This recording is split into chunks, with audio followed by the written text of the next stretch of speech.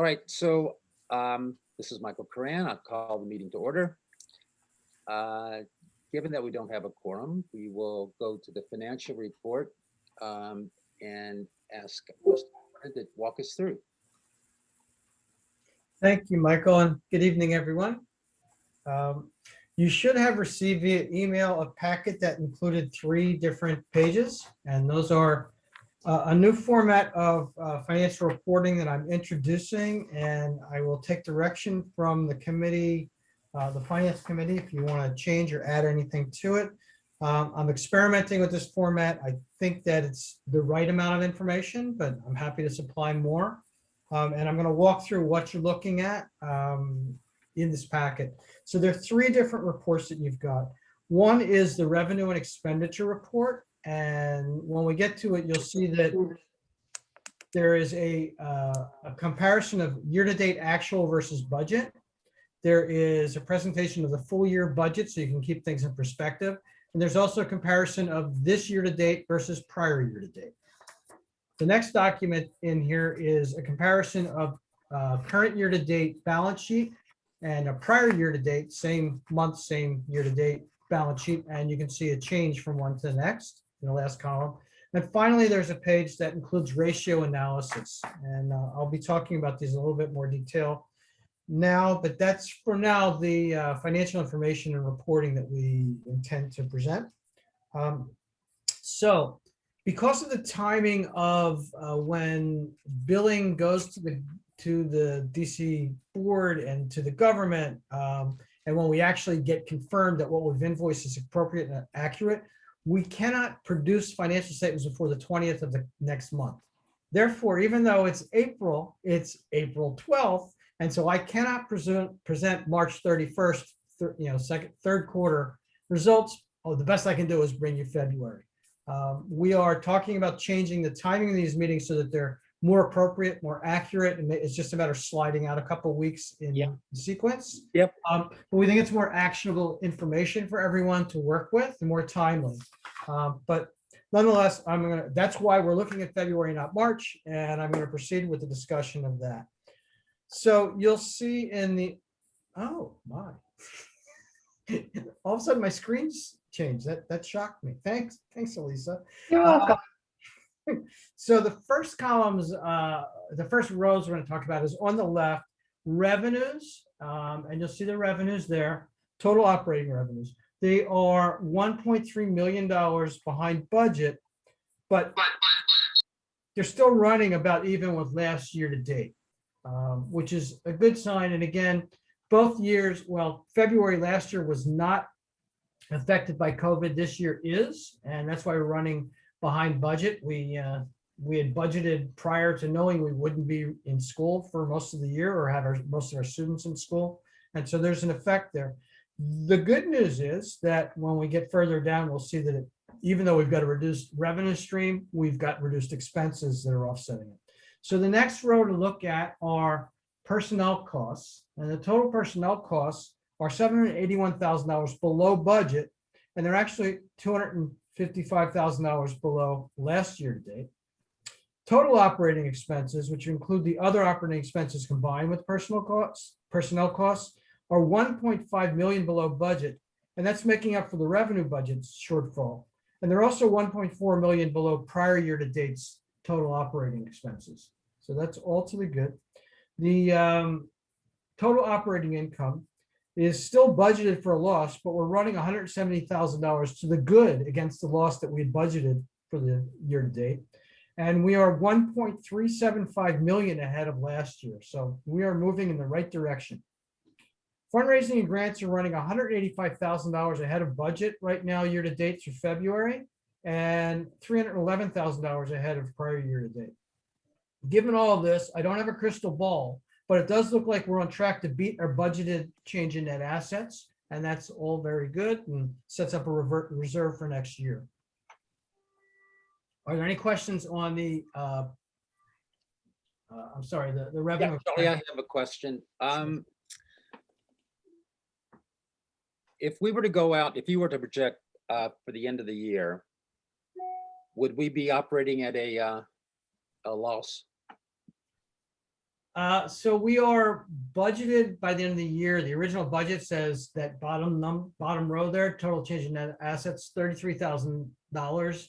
But what I believe is we're going to be higher than that number. So we're not going to be operating at a loss. We're probably going to be operating at we're going to have results that are higher than that $33,000 Got it. budget. Okay, thanks. My pleasure. All right, let's go to the next page if there are no other questions. A lot of rows, a lot of numbers. I would like you, at least in the finance subcommittee, to take a look and see if there's too much data here for this type of presentation. I err on the side of sharing. The short answer is yes, Charlie.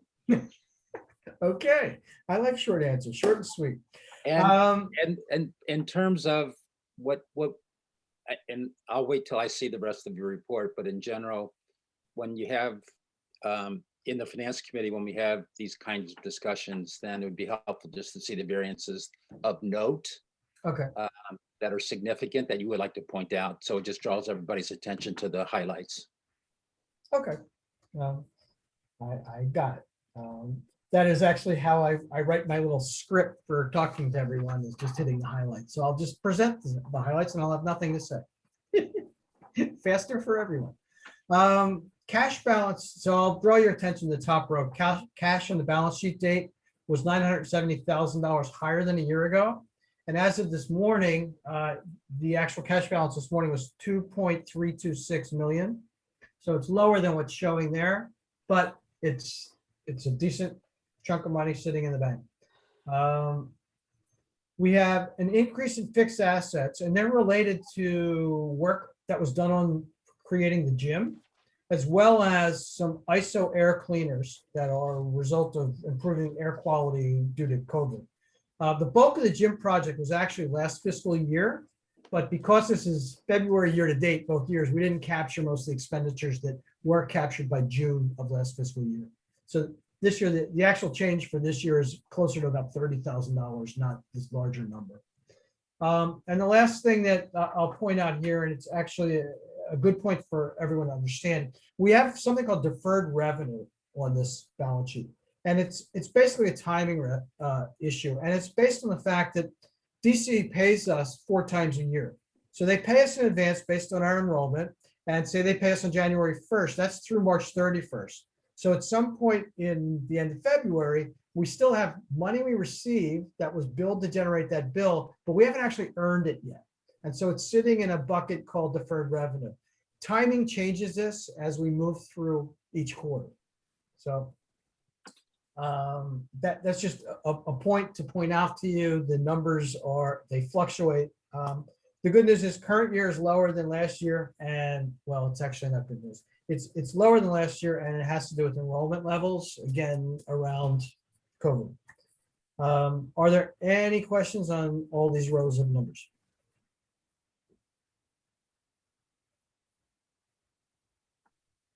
Okay. And I will quickly jump to ratio analysis. So I started to talk about these at the last meeting, just to get everyone used to them. And what I've presented here are year-to-date, current year, and the same period prior year-to-date from 2020. And on the left is how these are computed in that box with all the words. And on the right is kind of what they're about. What do they mean? And I also give you a little insider tip. Upward or downward is the way we want to be going.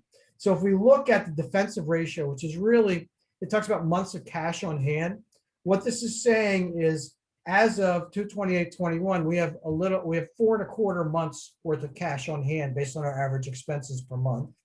Last year at this time, we were under 3 months on hand. So that's growing again. It ties into the cash balance that we saw when we were looking at the balance sheet. And it ties into greater revenues or greater net income.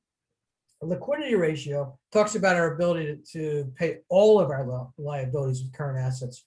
And usually that's not one-to-one because there are a number of liabilities that are longer term in nature, but this is a good measure to understand if we're generating enough revenues to support the mission. An upward trend is desirable, and you can see we've gone from 0.43 to 0.63. So that is an upward trend, so that's good. The next thing we look at is a debt ratio, and that talks about the ability to pay off all debts with all assets. And this is a kind of an indicator of what things could look like in the future. And a downward trend is better. That just means that the debt is becoming less of a proportion to total assets. And so we have gone from 0.91 down to 0.83. So again, downward trend, desirable, that's good. The next piece is the net operating ratio, which talks about what's the net income divided by total revenues. And if we're going up in a direction, that's desirable. Again, at this point in the year, we were projecting a loss. It's a smaller loss than we're actually experiencing. And an upward trend, that means getting smaller in this, getting closer to zero is better in this instance. And we have done that. We've gone from 0.22 to 0.02. So that's a great trend. And we're heading the other way. We're going to be in positive numbers next year. I hope, I promise. Program service expense ratio. It talks about the expenses that are related directly to the mission, servicing the program, as opposed to administrative type costs. And the higher the number it is, the better it looks to a donor who would be contributing, making donations to the school. Unfortunately, it's dropped a little bit, but it's really kind of a rounding error. And this is more of a measure used for typical charitable institutions, not particularly schools, but it is an interesting ratio to track. So I am tracking it. I would say there's nothing to be concerned about here. There's still both good numbers, 0.94 and 0.90. The last thing that I will bring to your attention about these ratios is that DC Public Charter School Board actually tracks 24 different ratios. Now, a lot of them are related to operating a school program. They are part of something called FAR reporting that the DC Public Charter School Board reports on out to the public. I will be looking at including more of these in coming meetings. I just wanted to start to get us used to this way of displaying the information and understanding of why ratios are important. And I will build out, I don't know if we'll use all 24 because it's a lot of information to wrap your head around, but we'll try to get to things that are also significant in terms of operating a school system. And so with that, are there any questions about the ratio analysis that's been presented this evening? I have a couple, Charlie. First, the 4.25 months of cash on hand is seem to be a very robust number. As we think about going forward in the future, is this trend likely to continue? And do we have any plans for how, quote, excess capital might be used? So that's two questions. They're great questions. So one is, I don't expect them to be in the future, and this number will look different in March. And again, it's because we've got cash, we've got reduced expenses. So the longer term answers, we have reduced operating expenses because the kids aren't in school 5 days a week. Right. We expect that at some point soon, we're going to get back to normal. And so we will have higher facilities related expenses. So this is dividing over a reduced below budget operating expense number. So that's part of what's driving this ratio. The other piece is we've got excess cash because we've got excess net income, again, driven by the reduced expenses. So that reduced operating expense, facility related expenses is driving both sides of this factor. Will there be excess cash? Yes. This folds into our capital budgeting. One of the items that will be discussed at some point during this evening's meeting will be the playground. That's going to consume some cash.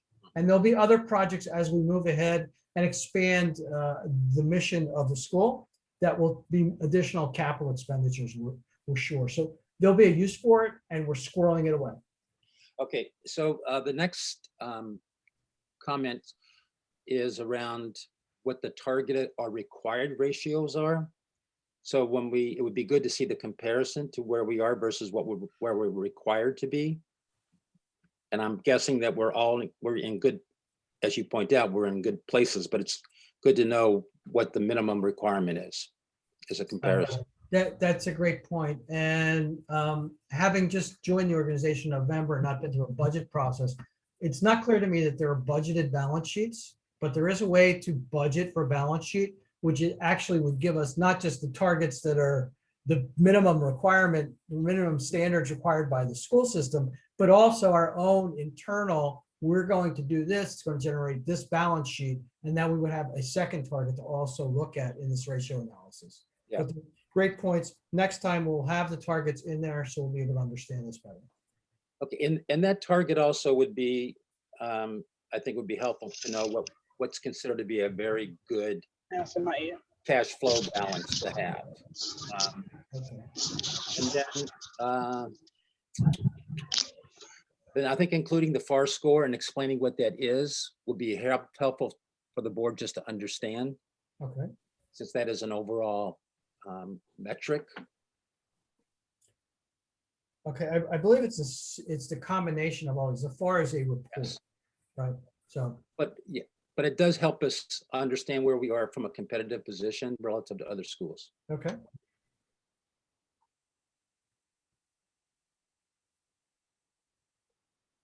All right. Notes taken.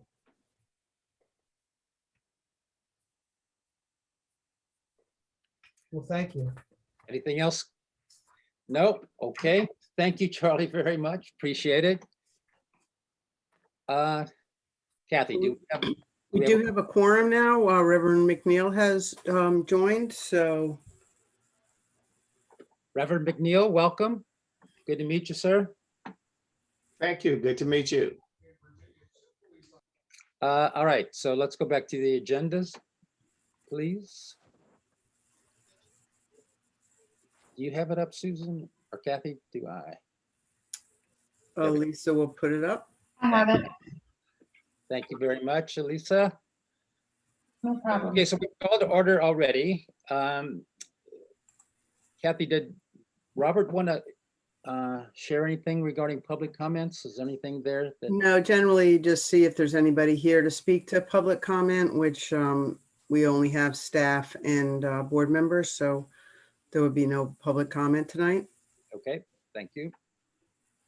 And the next item on the agenda is the introduction of Jenny Lavelli, who is the new president and CEO of the Children's Guild Alliance. And Jenny, again, congratulations and welcome to the board meeting. And please tell us a little bit about yourself and what you're thinking about the organization.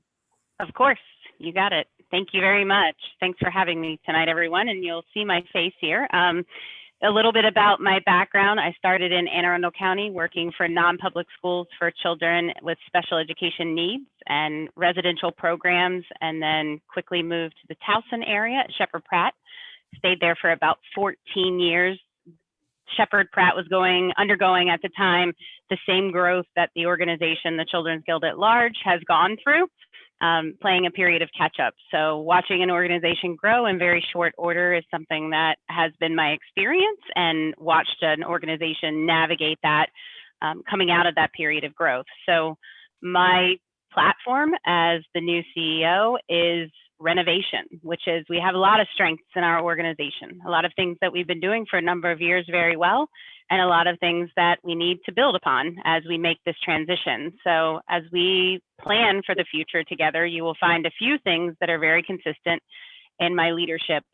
Kathy is familiar with this, Charlie is as well, but a shared leadership model, which is we certainly cannot do this job alone. I'm not foolish to think as a CEO of an organization that I alone can do the job. It takes many of us, including all of our colleagues that are in our programs doing the critical work with the children and families that we serve.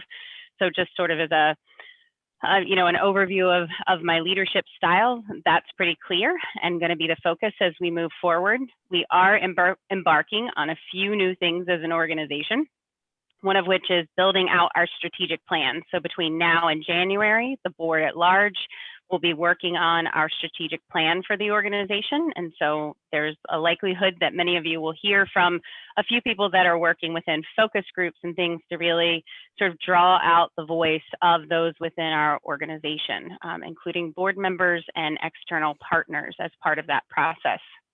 Additionally, we are focusing on mission advancement, and so that will be a focus as we move forward, donor acquisition, engagement, grants. So again, just as you look sort of towards us, you'll see more communication coming out from the organization at large and really looking for two-way communication. So not just sharing information, but engaging in dialogue with our partners.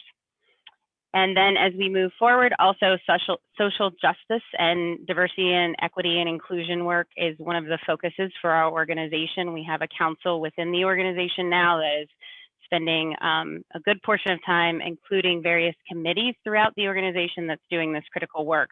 So again, just another focus as we move forward. So those are kind of some of the major pieces in terms of what we're doing, but Kathy, Charlie, Brian, the teams will all be sort of engaging in some of that work as it relates to the strategic plan, the communication plan, strong communication plan for our organization, and that communication will also tie to mission advancement, as I said, and our efforts around DEI work for the organization. So any questions? I know a number of you from different meetings that we've been in together, but I'm excited to be here tonight in this capacity and looking forward to our growth as an organization. Well, thank you very much. We look forward to working with you and really appreciate your joining us tonight. Sure. Michael, would it be okay if we did a round of introductions? I think there are some newer members, and for those members that Jenny has not previously met, if you could put a name with a face. Sure. Thanks, Kathy. Very good suggestion.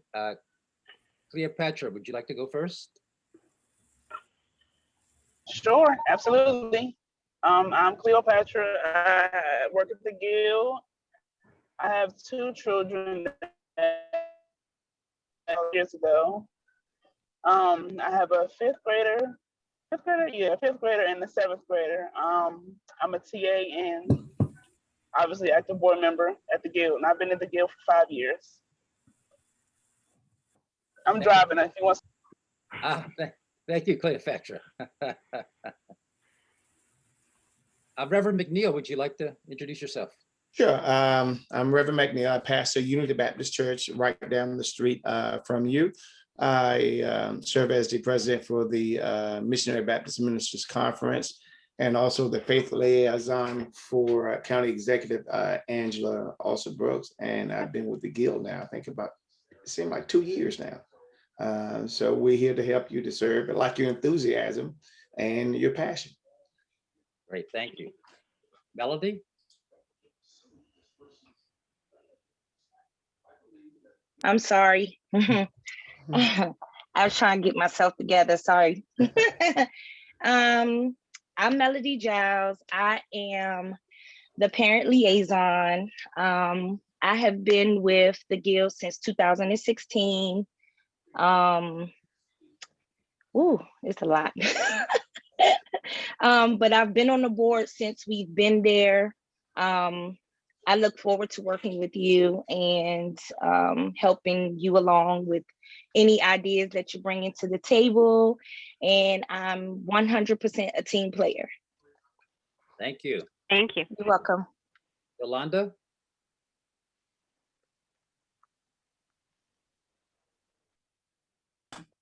Sorry, I couldn't take myself off of mute.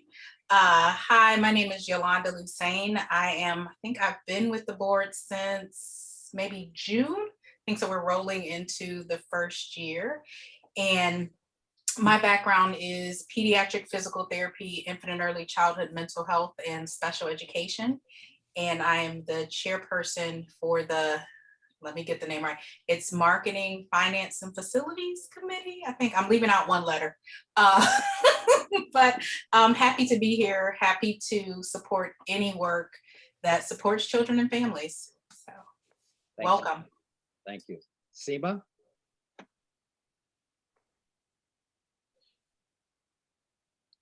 Hello, it's great to meet you. My name is Seema Thomas. I am originally from this area. I have a background in urban planning and policy. And for me, this is of particular interest. I've been working with special needs children from a very young age and also being a resident as well. It matters to me quite a bit. Great to meet you. Nice to meet you. Thank you. Marie?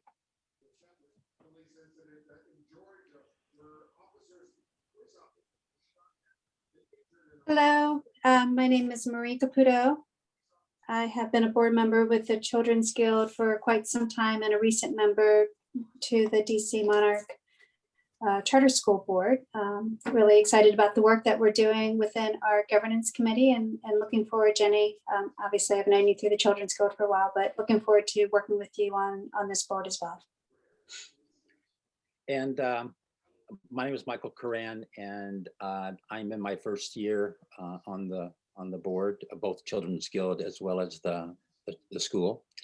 My background is I spent 30 years in the commercial real estate investment management world, where I started, fixed a number of companies over that time period. And now I have my own management, leadership, and organizational development consulting firm called Curran Advisors. I also sit on the board of CMI Charter School locally here, and I'm incoming chair of the Charter School Development Corporation, which is a nonprofit that finances charter schools around the country. So, and I'm a DC resident, so. Okay, anything else, guys? All right, Alicia, thank you. Here we go. So the next item on the agenda is the approval of last meeting's minutes. Is there a motion to approve, amend, or otherwise the minutes?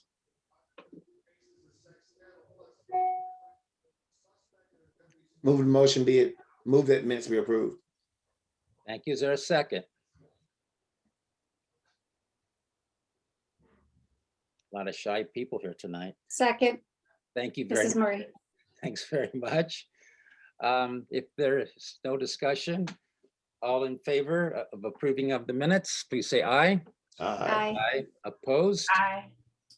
Thank you. Minutes are approved. Mr. Daniels, we go to you, sir.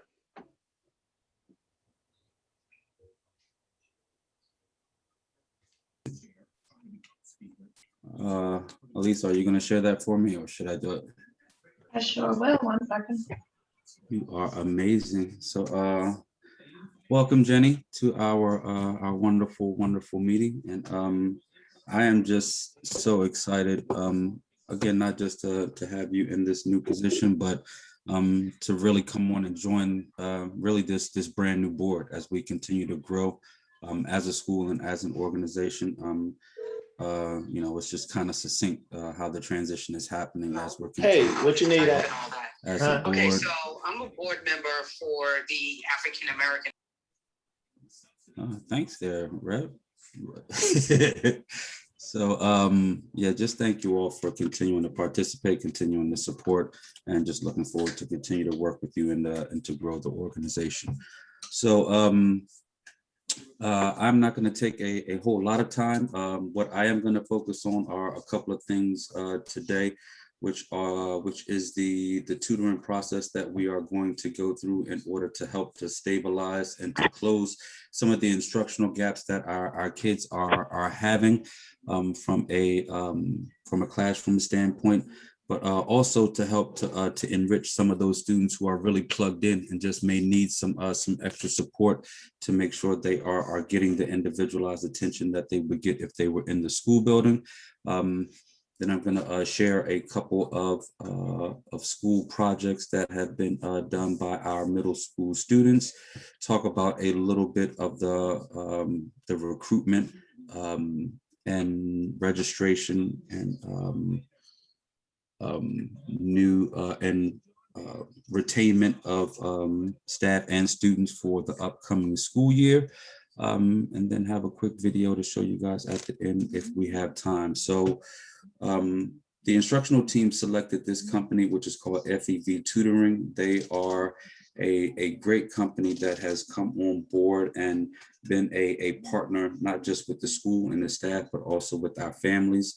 They have taken a deep dive with us into our kids' instructional levels, all of their math and their ELA data to make sure that as they continue or as they start to work with the kids, when they come into the building, when we get back from spring break, well, not into the building, but into classrooms, when we get back from spring break, they will be able to meet them where they are and start the work to properly engage the kids in some targeted learning, some targeted RTI strategies to help them close some of the instructional gaps that have happened due to COVID. And again, just to re-energize some of the kids that may not feel comfortable in these windows where they're not able to get as much individualized attention as they've been able to do in the past. One of the good things that we found about this program is that it's worked in many school districts that are around us, specifically in Baltimore City, which is a community that very similarly mirrors our demographic of students. And they are doing a great job of managing not just the student interaction, but they do a wonderful job with family engagement. They literally have a targeted team that specifically works with the parents and the families to help them to keep their kids actively engaged in what's going on in class and making sure that they show up for the tutoring session. One of the great things about the tutoring sessions as well is that we, as an organization, we buy chunks of time, and only if the time is utilized by the student will that time be peeled off of our bank. And so if a kid misses a session, for any reason, we're not going to get billed for an hour session when the kid didn't participate in an hour's worth of tutoring.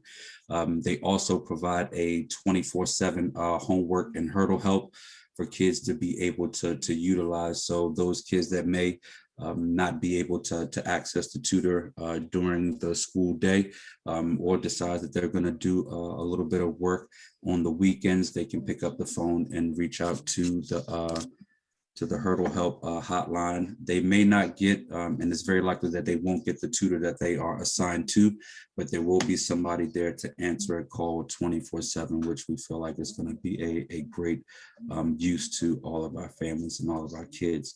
So we've purchased about 1,500 hours that we will use in between now and the end of the school year.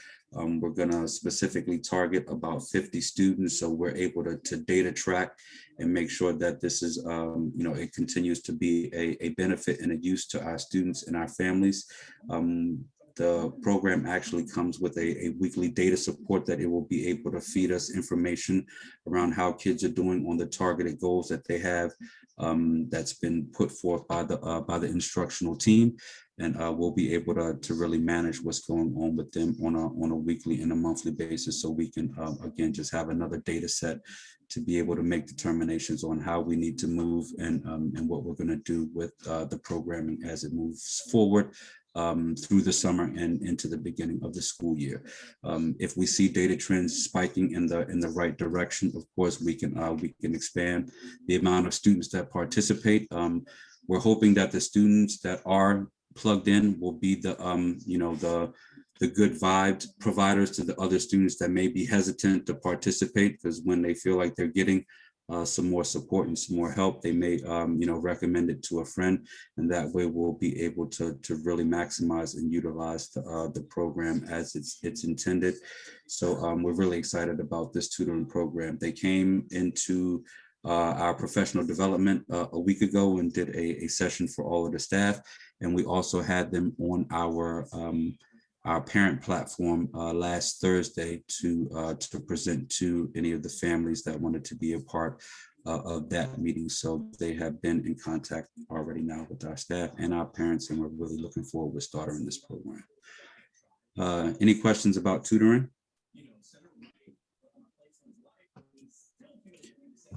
All right. So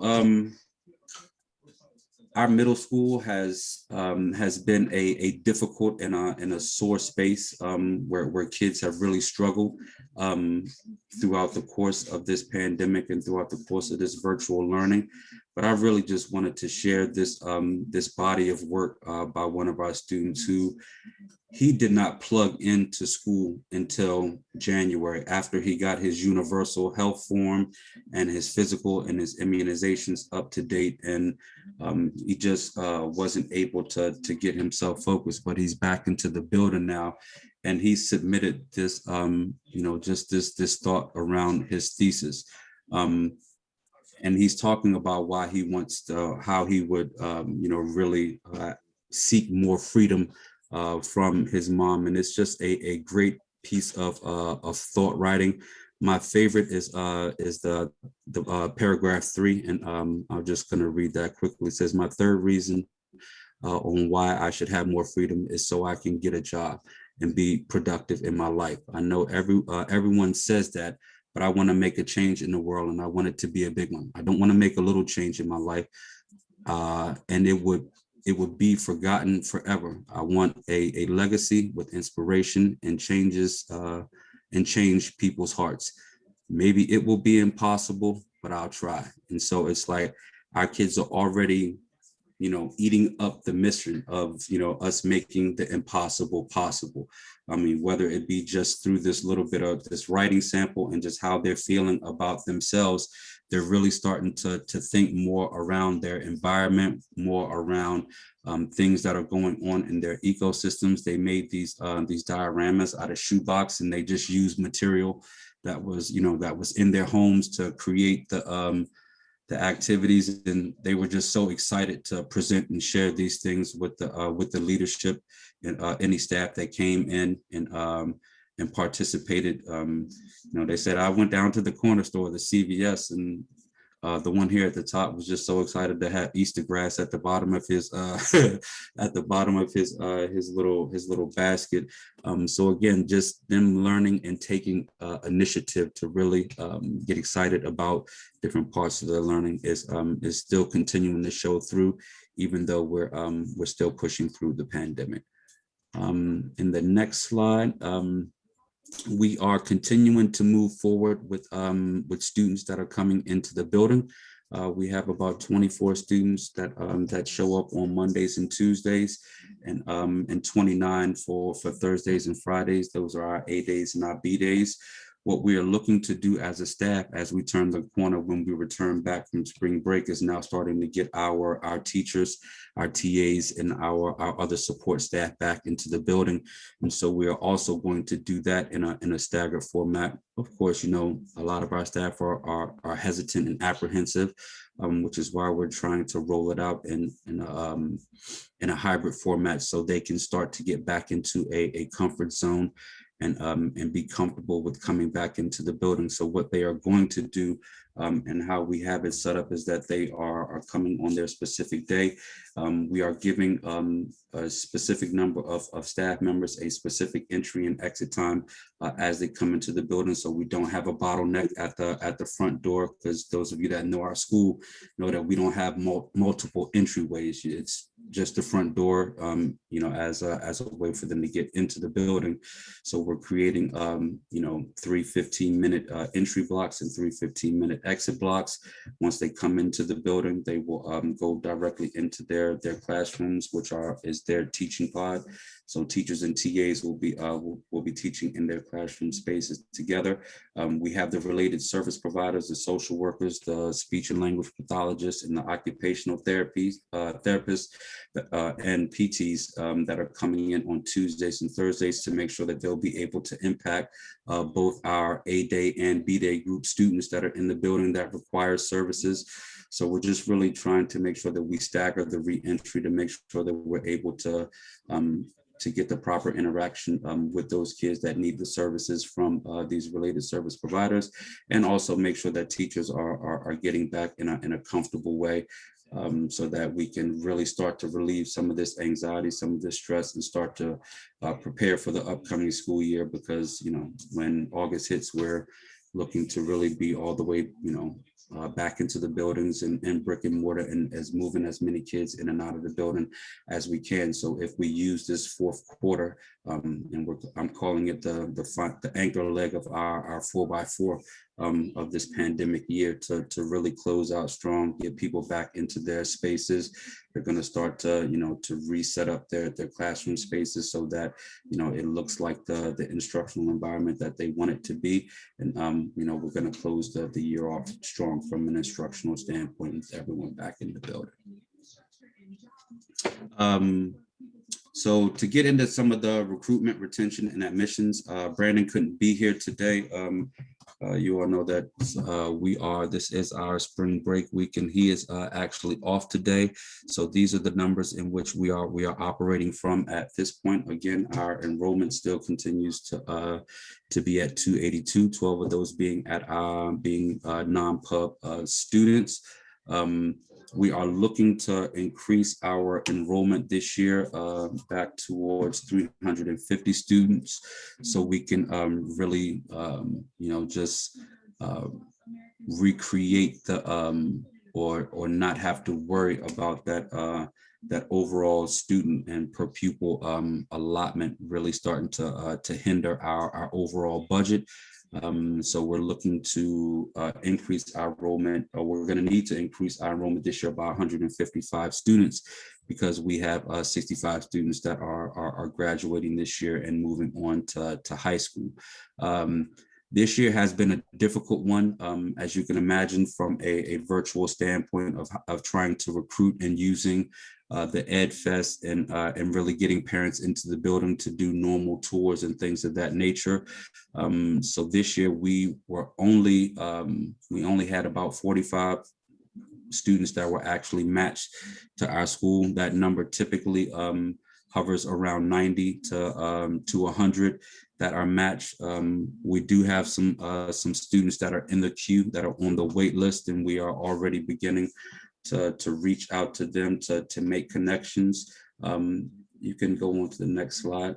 Some of the things that we are definitely doing for our new parents, for our returning parents, is we are starting to plan some spring events that will happen at the school building, whether it be in the new parking lot. We're looking at things that we can do outside of the school building in terms of setting up stations that parents can come and talk to teachers, administrators, coaches, social workers, and things of that nature, so that they can really get a sense of who we are. That's always been a golden goose for our school, is once parents and students are able to get around the staff, they get a sense of our energy and just the type of love and program that we provide to students in safe and secure spaces.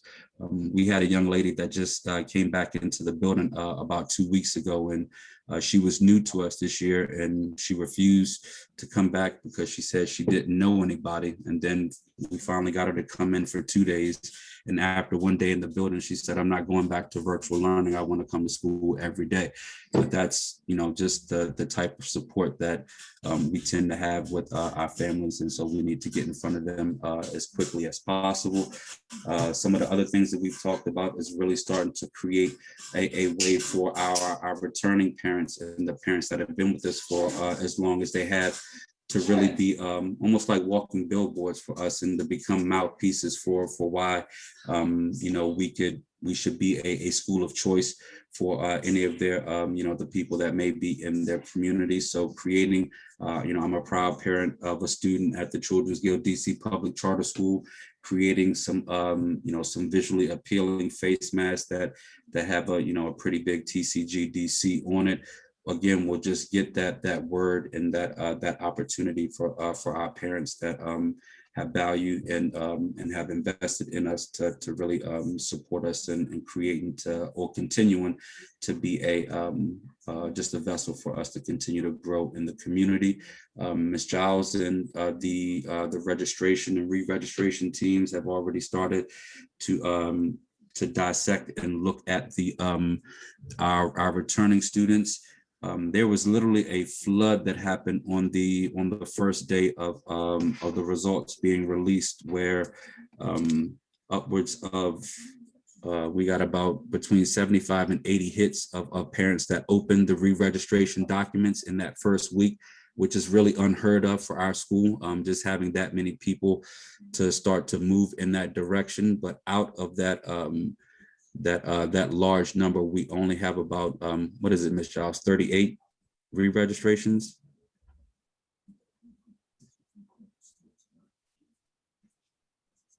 Well, I think it's 38. Hold up. Yeah, it's 38. Yeah, 38 re-registrations. So again, we now have another target group of parents that we know at least opened and looked at the documentation. So they will be the first calls that we will make to make sure that we finalize those registrations. And again, making sure that we have a way to incentivize parents that are either returning families or parents that are new families, creating or providing gift cards to new families and students for uniforms and school supplies. Again, our families really love these raffles. We've done bikes, we've done some flat screen TVs and some of those things. But again, just any sort of incentive will help them to sit and make sure that they take care of all of those documents that can be time consuming, but sometimes they just need support on DocuSign to make sure that they navigate it all in an effective way, because it's just a new process for them. And we do have our new social media contractor that is coming on board. She has finished all of her paperwork and is now just waiting for clearance from HR to make sure that everything has come back without any issues, so we can start to use the virtual platforms to be more of a catcher for some new families and some new students as we continue to look to recruit more families. So these are just some of the Brian? basic. Yes. Could we go back to 2 slides Sure. to the numbers? Yeah. Given where we are right now, how do you feel about things? Is this a typical place where we are at this point in time in every year? Are you worried? You're okay? We're doing fine? What's your sense?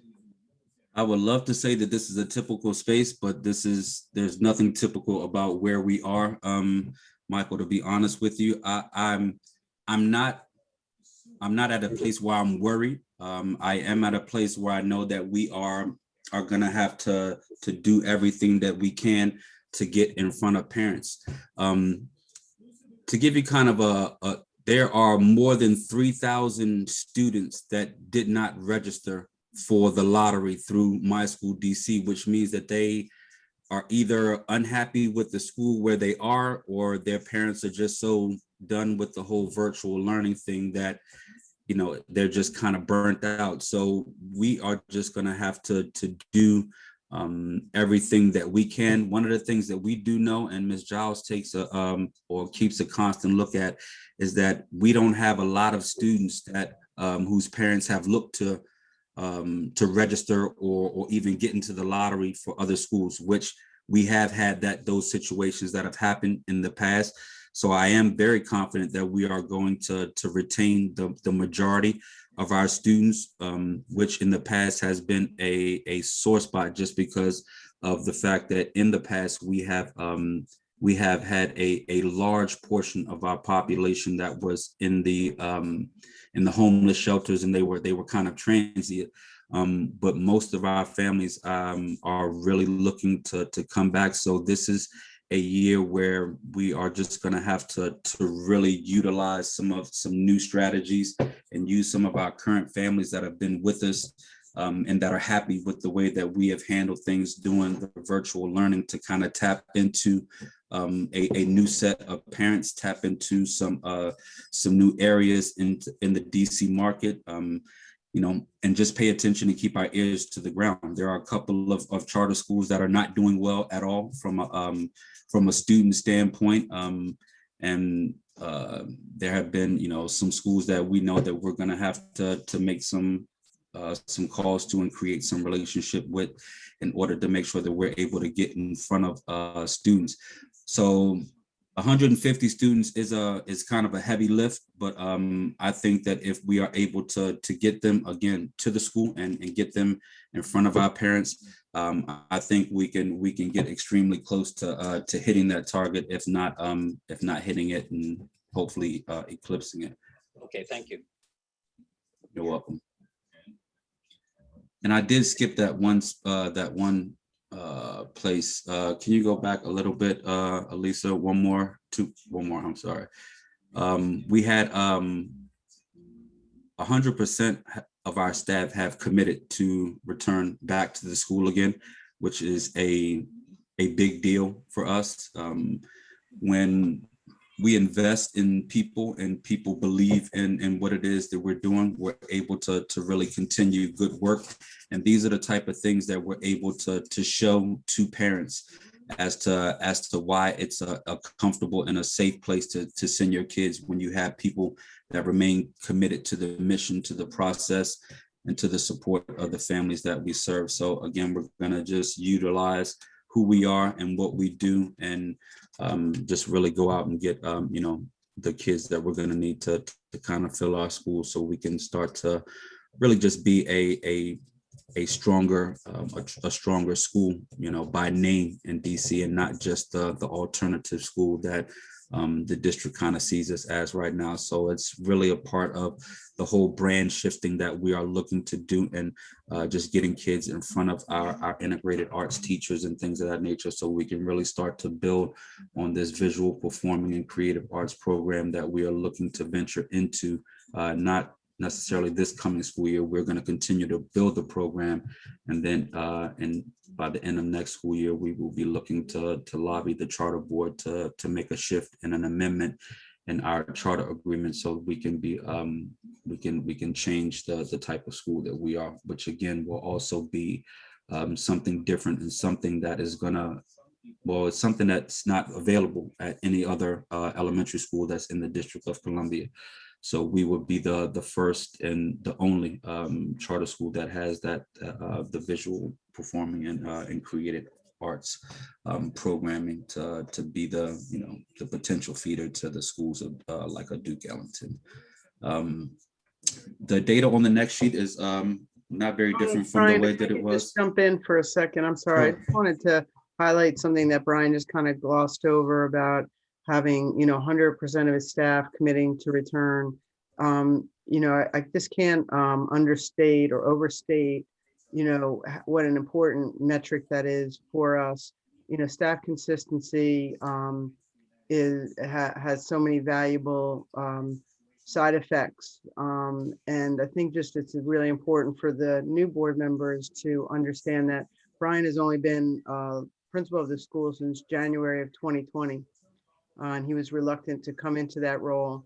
And and 2 months later, we went into a school closure for almost 14 months. And that Brian has been able to retain all of those staff and their commitment to him as the leader of the school to stay because they believe in the vision that he's created and his leadership. I think just speaks volumes to Brian's leadership. And I just wanted the board to recognize that, because he kind of glossed over it as not that important a metric, but it's a very, very important one, and a tribute to Brian's leadership. Kathy, thank you so much for raising that point. It is a remarkable stat, and I do appreciate your bringing our attention to it. And Brian, great job. Congratulations. Thank you, Michael. And it always sounds so much better when Kathy says it than when I say it. So, but it is something that is extremely important to me. As Kathy stated, it wasn't a goal of mine, but now that I'm here, I'm so excited about the potential and where it's going to take not just the students, but the staff that have made the commitment. I'm just so excited to help educators look to grow and to find their potential, because I found a voice that I didn't ever anticipate having. And it's really exciting to be a part of this and to continue to move just such a great group of individuals in a positive direction. And I'm really excited about this visual, performing, and creative arts program. And I'm really going to be excited to share with you all in the next coming months, just the shifts and the transformations that are coming. So just so I don't end up monopolizing the whole meeting, one of the things that we did virtually was we we had a virtual signing day for all of our 8th grade students. It was on a Zoom platform. Some of the parents got on, and all of the teachers had an active list of where their kids were going, and they were able to really highlight and shout their kids out. And it was an absolutely awesome activity and event. And I know this is some of the questions that have come up in former or in previous board meetings. You see, our kids go everywhere across the city. There's not one main funnel or one main feeder school, but our kids go to school all over the city. I'm really excited about the one that we have at Duke Ellington. I'm excited to see about, the 5 that we have at the Washington Leadership Academy. The Digital Pioneers is a up and coming program. So is and the one that's in Columbia Heights. It's just a testament to our kids that are just looking to do something different. They didn't just want to go to their neighborhood schools. They really took a deep dive into what the programs were offering and where they wanted to be. And they I think almost 90% of them got into their first choice of where they wanted to go to high school, and that's just an awesome thing for our kids. So just really excited about that. Brian, I love that idea, that the signing day. It sounds like such a great energizing function and event. When we did it for the first time 2 years ago, and we actually had it set up like it was, like a college signing day, and they sat down and they had their schools behind their head, and they created a whole signing day board in the cafeteria.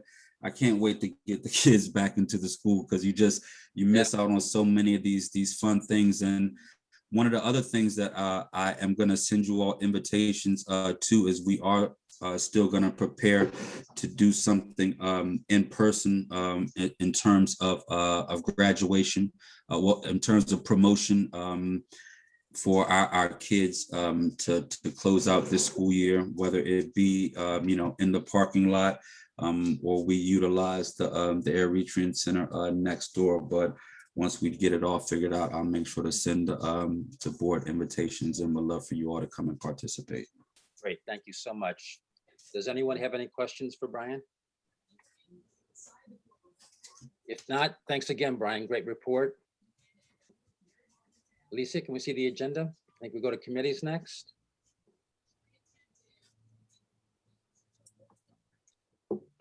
Yes, Marie, since I'm conducting the meeting, do you mind providing the report from the governance committee?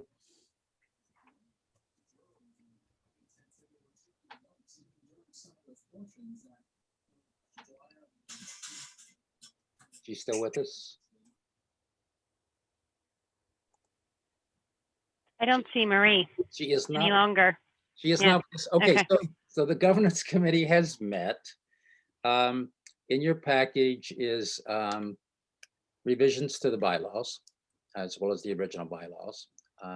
And we have approved as a committee the changes that have been submitted to the package. So I would entertain a motion to approve the changes to the bylaws. They're mostly modest, as you may recall. We're pretty much in a building mode here. The board has never really been built out, and so we're in a building phase. So in terms of setting committees, officer positions, we're accounting for the things that we feel are the most important things. This vacancy just explains how vacancies are going to be handled, as well as resignations and removals, which is pretty straightforward.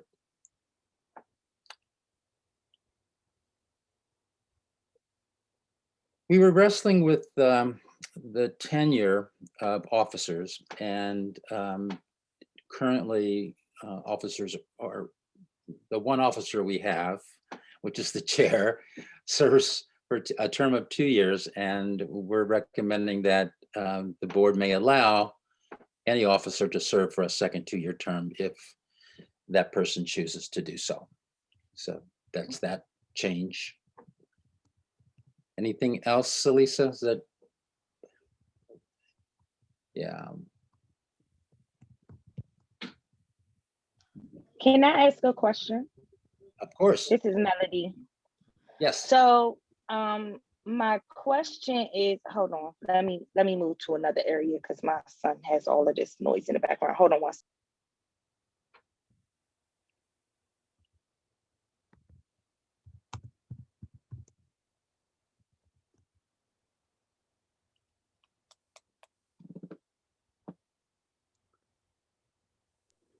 Okay, so my question is, how did you all come about with the decisions surrounding the vacancies, and who is a part of that committee? Well, typically, I think what we're envisioning in terms of how vacancies, if somebody resigns or leaves or whatever it is, then the governance committee is the place that solicits names of people who are potentially interested in serving in any given capacity. We would conduct interviews, and then we would be making recommendations to the full board. Okay, and I only asked that is because I saw a lot of language. I mean, I really haven't had a lot of time to really dig into this document, only because I have a lot of stuff going on at the school. But I saw a lot of language when you were just scrolling through about the PTA and things of that nature. So that's the reason why I asked the question. So how much time do we have to, before can we table this? Because I just know for me personally, I haven't read this and I don't want to vote on something that I haven't really read. Of course. The only thing I would say, Melody, around postponing is that we're trying to build out the structure, and the changes that we made in terms of the officers that we feel are essential to have, and the 3 or 4 committees that are essential to have. It would put us behind a little bit in filling those roles and positions out. That would be the only, I guess, caveat that I would make to your request. Okay, so you're perfectly free. Okay, maybe we could talk offline, because I guess I just don't want to vote on something that I really haven't read. And you know, that to me, that's extremely important, because I'm voting and saying I agree to something that I don't really know what I'm agreeing to. And so that's why I'm asking, is there a way that we can table it? And I'm not saying that it has to be tabled for a long period of time, because we can do an executive where we come back to the table and vote in between time, because we've done that before. So that's why I'm asking the question. Okay, how many board members do we have left on this meeting? We have 1, 2, what, Jan, 3, 4, 5 of us? Okay. 7. No, we have We have 7 still? 1. No, wait. 1, 2, 3, 4, 5, 6. Yeah. Yeah. So we don't even have a quorum. So we can take it off and do an electronic vote. Yeah, let's do that. So we can postpone this and give everyone adequate time to review it. So just be on the lookout for an email at some point. And Elisa's posted the bylaws in the chat, so you can pull it up and download it and read it at your leisure. And yep. Do you think, Cleo, do you think, or Melody, you think like a week is sufficient? We could. I think that would be a sufficient enough time for me to read it, for me to actually be able to sit down. I do have a couple of days off, so I'll be able to take that time to read it and like really dig into what I'm what you all have put together so that I can be clear exactly what it is that you all are proposing.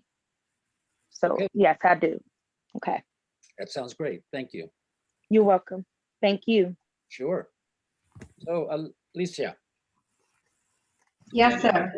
agenda, please. The agenda, next on the agenda is the Marketing, Enrollment, Finance, and Facilities Committee. Okay. And who do we have reporting on that? Yolanda Hussein. Are you with us, Yolanda? Yes, I'm here. My computer was doing crazy things when I was trying to download the document. Yeah. So updates we did. I think, I can't remember if everyone was present or if we had a small meeting where one of the companies that had come out and did renderings for drawings for the playground presented on some of their suggestions for the playground. And it was the same company that had sent for a previous meeting the files with the pictures and a video of the proposed playground space. So the actual bid for proposals, I believe, was published today, and we all got an email with that information. So there is it is on the table as far as recommendations, as far as what to do with the space. There was thought put into the ages of the children, and also we discussed accessibility of the playground space and how to gain entry from different points. There are large structures for the children to play on, but it's also in different levels. And there also is some space, and Brian, you can correct me if I'm wrong, I think it's towards the back of the playground, maybe. There's going to be some space for sitting and other, or just if kids don't necessarily want to do the climbing structures or the swing or the slide, there's also space for them to do other things. And we talked about the surface of the playground is going to be a high grade turf that you can clean it using a leaf blower. If there's snow on it, things like that, it'll be very easy to clean and take care of. And also there was permission from one of the buildings that I think we need to go, I think it was 6 inches over the property line for maybe the fence. Am I saying it correctly, Brian? Yeah, so Yolanda, he redid the entire drawing just so to make sure that it's all a part of our property, so we don't have to get permission. So everything has been redone so that the entire structure is on our plotted part of land, so we don't have to worry about any future issues with 3 inches of space that a fence is on someone else's property. So that'll be added to the other bids that come in between now and the 21st. Okay. And then we also talked about once the bids are received, having time to for everyone to review the information as it comes in. So I don't know if anyone had any questions. I think that from what was presented, that because it's a very tricky space as far as the dimensions of the space that we're working with, there was a lot of creativity around how do you have an appropriate space for children with different levels of activities within that space, and also thinking long term, if when there are younger children that are going to be on that space, having space available to have things for children that are younger than the age level of the larger structure allows. So Yolanda, what's the process next? What are the next steps on this? The next step, as far as I understand, is for the bids. So that was published today. So the next steps would be once the bids come in and selecting the bids, and the goal is to get that done as soon as possible so that work can start and the playground can be finished by the time school starts in August. Okay, so you'll be bringing a recommendation to the board? Yes. Okay, thanks. One other thing related to that, the bids have gone out, and this board is going to have to come back together at the end of April in some kind of virtual or electronic format to review any bids we received and take a vote. Okay, So when we have that, when the bid window closes, we'll come back to Mr. Seabrooks and, but you can anticipate you'll need to review those bids probably early May and take a vote. okay. Mhm. Anything else, Yolanda? No, that's all unless anyone else has questions. If not, we go to the next committee. Alicia? Yes, the next committee is Parent Engagement, Academic Excellence, and Compliance Committee, led by Ms. Thomas, who had to step off. She did notate in the chat. Brian, do you want to handle that, or Michael?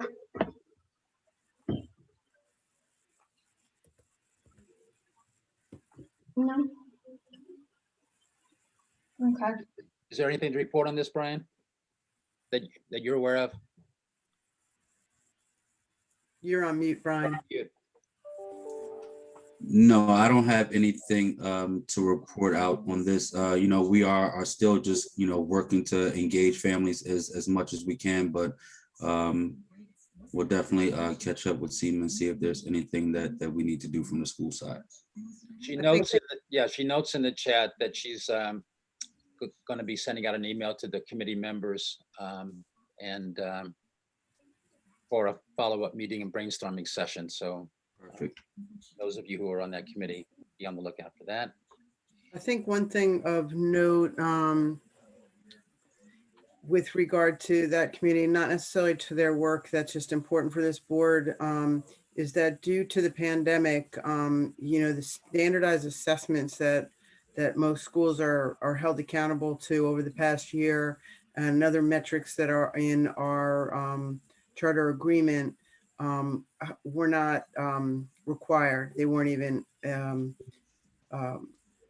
implemented. So for example, the statewide assessments, both last year and this academic year, were not administered. You know, attendance data, they are not going to be holding schools harmless, are going to hold schools harmless for attendance, both last school year and this school year. And discipline data is sort of a moot point, as Brian showed in his principal's report. So, you know, it's just important for this board to note you're in a very odd time because the DC charter environment is very high stakes with its whole accountability. And, but for last year and this year, none of those standards apply. So we're really in a very interesting point. And Brian and I are both engaged in some DC leadership groups that are working with the DC Charter Board to relook at their performance metric altogether. And there's a new executive director who also came in during this window of time.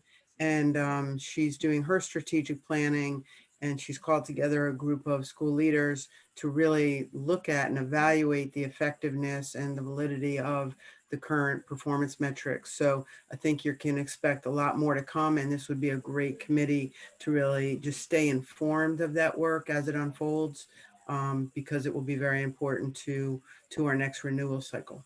Okay, great. Thank you, Kathy. Next agenda item is other business, the Middle States accreditation process. That's Kathy and Brian.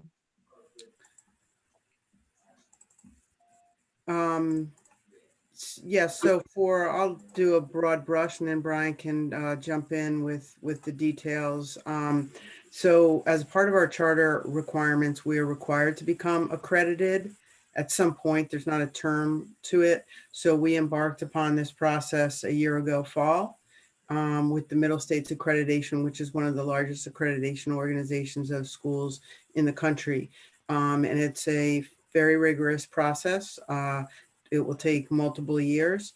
So we've already submitted and been approved for our application and been approved to go through the accreditation process, which was a big, heavy lift. And then this this winter, largely, the school has been engaged in two critical elements of the next phase, which is gathering stakeholder feedback. So families have been surveyed, are currently being surveyed, students were surveyed, and staff were surveyed.